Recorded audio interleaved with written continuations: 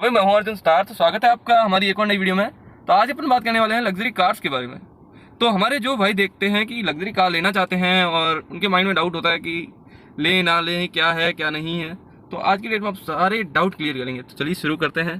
तो luxury car, आपके mind में लग्जरी कार नाम से एक ही चीज़ छवि बनती है कि मर्सिडीज, ऑडी, BMW लाइक की गाड़ियाँ, कि हाँ इस टाइप की गाड़ियाँ ये लग्जरी कार होती है, कि इस टाइप की गाड़ियाँ हैवी गाड़ियाँ होती है। तो मतलब कि रिचनेस वाली फील आती है वो वाली गाड़ियाँ। तो ये चीज़ आपके माइंड में एक छवि बन जाती है, एक इमेज बन जाती है, हर किसी के माइंड में होती है ये चीज़। तो इनको लेके एक डाउट रहता है कि सेकंड हैंड मार्केट में इनको लेना चाहिए नहीं लेना चाहिए। तो आज की डेट पे अगर बात करूँ, आप एक न्यू स्विफ्ट लेने जाओ और एक सेकंड हैंड ऑडी या मर्सिडीज लेके आओ, वो वाली बात है। क्योंकि 7-8 लाख में तो आज की डेट में आ जाती हैं। और किसी के माइंड में होगा कि EMI पे या फिर गाड़ी लेते हैं जो कि नहीं, तो आप ले लोगे कि हाँ EMI पे मिल जाएगी, कि 2 लाख देने हैं और बाकी इंस्टॉलमेंट में पे हो जाएंगे या आपकी EMI कट जाएगी। और आज की डेट में इतना अच्छा फीचर हो गया या इतना अच्छा हो गया कि आज की डेट में सेकंड हैंड कार भी फाइनेंस हो जाती है। तो इसके चक्कर में कई लोग गलतियां करते हैं और कई कर जाते हैं। और कुछ यूट्यूब पे वीडियोस आती हैं कि लग्जरी कार इतने सस्ते में है, 4 लाख में ऑडी, 5 लाख में ऑडी, मतलब इस टाइप की वीडियोस आती हैं। तो आज सारे डाउट क्लियर करते हैं। चलिए ठीक है। तो बात आती है कि लग्जरी कार किसे लेनी चाहिए और किसे नहीं लेनी चाहिए। सिंपल सा फंडा बता दूं, आपकी इनकम पे डिपेंड करता है आप किस टाइप की गाड़ी लेनी चाहिए। मैं किसी को इनकम से जज नहीं करने का बोल रहा, बट हाँ जो है सो है, यही पॉइंट है।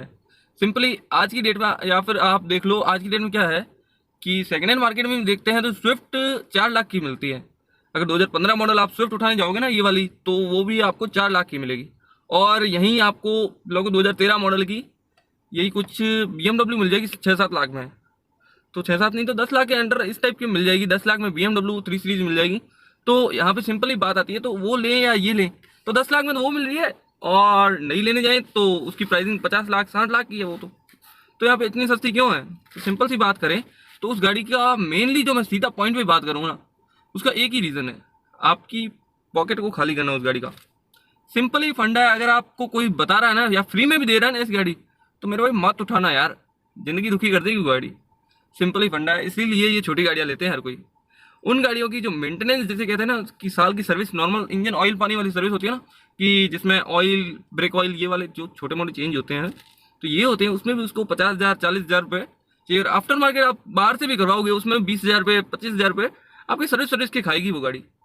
और दूसरे अगर कोई पार्ट अगर पेंट हो गया या पार्ट कोई चेंज करने की बारी आ गई, तो वहाँ पे तो आपकी बैंड बजा देगी वो गाड़ी। उसका बोनेट वो लाखों का आएगा। जो आगे का बोनेट होता है ना, बोनेट वो लाखों का आएगा। अगर आगे का बम्पर कोई टूट गया तो वो आएगा। मतलब आज की डेट में कहीं भी आप जाते हो तो कुछ टच हो गया तो वो गाड़ी आपको मतलब बर्बाद कर देगी, वो वाली सिचुएशन है। और अब एक डाउट आएगा कि इंश्योरेंस की। इंश्योरेंस इतनी पुरानी होने के बाद में जीरो डेप्ट किसी गाड़ी का नहीं रहता। कोई बोलता है ना जीरो डेप्ट, वो कहीं नहीं रहने वाला। जीरो डेप्ट इंश्योरेंस गाड़ी की वैल्यू से 4 से 5 साल मैक्स रहता है कि जीरो डेप्ट है उसका, क्योंकि लोग नहीं भरते यार। और जो इसका इंश्योरेंस की अगर जीरो डेप्ट चाहे हो भी, उसकी बात करें तो इंश्योरेंस उसका होता है 50-60 हज़ार से तो ज़्यादा उसका इंश्योरेंस होता है। अगर 50 लाख की गाड़ी है तो उसका मान लो, अगर इस गाड़ी का 10,000 का हो रहा है तो 10 लाख की गाड़ी का, फॉर एग्जाम्पल 10 लाख की गाड़ी है, उसका 20,000 रुपये इंश्योरेंस जाता है। सिंपल सा फंडा है। 10 लाख की अगर गाड़ी आपके पास है, उसका सालाना इंश्योरेंस 20,000 का जाता है। तो आप एस्टिमेट लगा लो, 50 लाख की गाड़ी है, कितने का जाएगा आपका और कितना कटेगा आपका। मतलब सिंपल सा फंडा है, वही बात है। तो बात आती है लग्जरी कार की, किसे लेनी चाहिए किसी नहीं लेनी चाहिए। अगर आपकी इनकम है आपकी अच्छी खासी, और आप कोई ऐसा काम करते हो जिसमें आपको दिखाना पड़ता है, 4 लोगों के बीच में जाना पड़ता है और आपको दिखानी पड़ती है आपकी पर्सनैलिटी, उससे आपका काम चलता है, तब आप लो यार लग्जरी कार। बाकी कोई सेंस ही नहीं बनता यार। वैसे लग्जरी कार में अच्छे फीचर्स होते हैं, अच्छी सारी चीज़ें होती हैं, इन कार्स में नहीं होती, लेकिन इनमें यही सुख है कि आप नॉर्मल सा कि 5-10 हज़ार 20,000 का खर्चा करके आप अपना काम चला सकते हो। यही रीज़न है आज की डेट में इंडियन मिडिल क्लास बंदा ऑल्टो को प्रेफर करता है। आपने कई बार देखा होगा कि आज की डेट में जो 3-4 लाख सेकेंड हैंड में ऑल्टो देखने जाओगे ना, वो भी 2-2.5 लाख की मिलती है। 2-2.5 लाख की ऑल्टो मिलती है अच्छी कंडीशन की। क्यों इतनी रीसेल? यही रीज़न है कि वो हर कोई ले लेगा। आज की डेट में आम आदमी हर कोई छोटा मोटा 2-4 हज़ार 5,000 का खर्चा करके अपना डेली का अप डाउन कम का काम निकाल सकता है उस गाड़ी से। और लग्जरी कार की बात आती है, लग्जरी कार आपको 10 लाख में मिल जाएगी, तो मेरे भाई मत लेना यार, दुखी हो जाओगे उस गाड़ी से। हाँ अगर आपकी इनकम 1,00,000-2 लाख है तब आप ठीक है, लाख तो फिर कुछ नहीं है, 2 लाख 2.5 लाख अगर आप कमाते हो ना, तब जाके आप लेना कि हाँ एक घोड़ा पालो, हाथी पालो, तब आपको वो सूटेबल लगेगी। क्योंकि साल का उसका खर्चा इतना होगा। अगर आपकी इनकम 50,000 60,000 या फिर 20-30 हज़ार है, तो आप सोच रहे हो, वैसे 20-30 हज़ार वाला लग्जरी कार की भी बहुत कम चांसेस में सोचता है, और सेकंड हैंड में वो प्रेफर करता है कि यार सिंपल सा फंडा है, वो ये चीज़ होती है, मुझे पता है, आपको पता है, और ये चीज़ होती है मार्केट में जो चल रहा है वो है।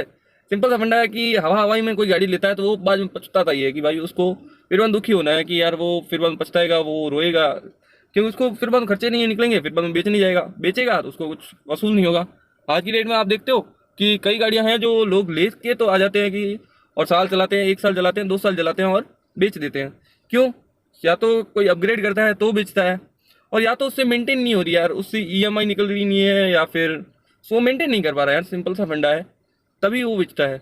और जो लग्जरी कार्स की बात है, तो लग्जरी कार अगर 50-60 लाख की कोई गाड़ी लेके आता है और 10 लाख में बेच रहा है, आप ही माइंड लगाओ यार क्या रीज़न है। जो वॉक्सवैगन ग्रुप की गाड़ियाँ हो गई या फिर अदर ग्रुप्स की भी गाड़ियाँ हो गई, उनकी क्या है कि मेंटेनेंस बहुत ज़्यादा होती है। यही रीज़न बीइंग है कि गाड़ियाँ सस्ते में मिलती हैं।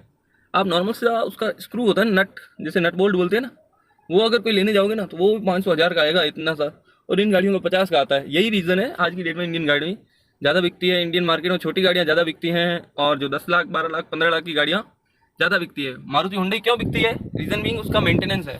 और दूसरी कंपनियों का आज की डेट में तो काफ़ी सुधार हो गया है, लेकिन इतना नहीं हुआ कि इनको कम्पीट कर सकें। आज की डेट में टॉप सेलिंग में देखो, टॉप सेलिंग में मारुति आती है और हुंडई आती है। हुंडई और मारुति की यही रीज़न है कि आप क्रेटा ले लो, दूसरी ले लो, जो भी गाड़ी ले लो, आप बाहर से भी सर्विस कराओगे, वो लोअर मेंटेनेंस में वो आपका काम निकाल देगी, और आपके पॉकेट पे भारी नहीं पड़ेगी। मेनली यार आप सेव कर पाओगे कुछ। और इस टाइप की लग्जरी आपने ले ली तो आपकी सेविंग तो भूल ही जाओ, वो आपका जेब खाली करवाती जाएगी। जस्ट लाइक कि उसका जो टायर, अगर किसी का टायर आएगा तो टायर की कॉस्ट ज़्यादा होगी कि 10-20 हज़ार का तो उसका टायर आएगा, सिंपली टायर 20-22 हज़ार का उसका टायर आएगा। और फिर बाद में देख लो आप किस टाइप से आप मेंटेन कर सकते हो गाड़ी को। और इन गाड़ियों का बात करें तो इनका 4000 का टायर आता है। और टायर भाई, अगर ये चीज़ें छोटी छोटी लगती है हर किसी को कि ये मतलब 3 साल 4 साल में चेंज करनी पड़ती है, बट भाई ये चीज़ ज़रूर मैटर करती है यार। ये कार को मेंटेन करते हैं तब ये चीज़ें ज़रूर दिखती है। सिंपल सा फंडा है कि आप अगर मेंटेन कर सकते हो तो ही लेना उस गाड़ी को, क्योंकि सस्ती आज की डेट में बहुत मिलती है। और रही बात लाइफ की, तो वो ऐसी बात है कि आप 1,00,000-2,00,000 किलोमीटर तो उनके लिए कुछ होता नहीं है, लग्जरी कार के लिए भी कुछ होता नहीं है। अगर आप किलोमीटर की बात करो तो वो भी अगर ज़्यादा चली भी है तो उसमें फ़र्क नहीं पड़ेगा, बट उसका मेंटेनेंस बढ़ जाएगा। सिंपल सा फंडा है कि उसकी जो मेजर सर्विस होगी वो आपका 1 लाख के आसपास की होगी, और नॉर्मल की सर्विस होगी तो वो 40-50 हज़ार की होगी। तो सिंपल सा फंडा है यही कि आप अगर मेंटेन कर सकते हो, आप उसके खर्चे सहन कर सकते हो, आपको सेविंग नहीं करनी है, तो वो गाड़ी ज़रूर ले सकते हो भाई। सिंपल सा फंडा है यार। अब मिसगाइड करना किसी को या किसी को गलत सलाह देनी, वो मैंने ना सीखी और ना कुछ किया मैंने। जो बात है, जो मुझे पता है, जो मुझे आता है, वो मैं शेयर करता हूँ अपने चैनल पे। इसके अलावा मेरे को कोई शौक नहीं या ना मुझे कोई ज़रूरत है कि इस टाइप का को मैं शेयर करूँ। तो सिंपल सा फंडा है, जो यही रीज़निंग है कि गाड़ियाँ सस्ती मिलती हैं, मेंटेनेंस की वजह से ये गाड़ियाँ सस्ती मिलती हैं। ऐसा नहीं है कि वो ओनर थक गया है या फिर ओनर कोई बर्बाद हो गया तब बेच रहा है, नहीं, उसको वो मेंटेनेंस से थक गया। मेन चीज़ उसका मेंटेनेंस से थका वो गाड़ी खरीद के, क्योंकि उसने अगर परचेज़ की तो सोच समझ के की होगी। तो बात यह है। और अगर कोई बंदा अगर सेल करता है उसकी रीसेल मिलनी नहीं है। अगर लग्जरी कार की बात करो तो एक गाड़ी कंपनी से निकलती है तो इंश्योरेंस वैल्यू उसकी हाथों हाथ 5% गिरती है। आईडीवी होती है तो आईडीवी कभी आपको पूरी नहीं मिलती गाड़ी की, 5% गिर के मिलती है। और धीमे धीमे मतलब उसकी हर साल 10%, 15% वो डिप्रिशिएट करते जाते हैं, और जो भी अगर क्लेम लेते हो तो और गिराते हैं।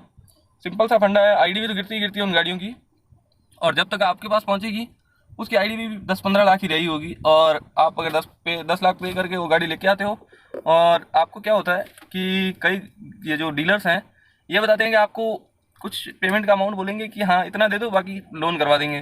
क्योंकि नई गाड़ी की तरह आज की डेट में सेकेंड हैंड गाड़ियाँ भी लोन में आ रही हैं कि हाँ यूज्ड का लोन करवा देते हैं। तो सिंपल सा फंडा है, अगर आपको बचना है ना, यही चीज़ ध्यान रखना कि आप मेंटेनेंस को ही देखना।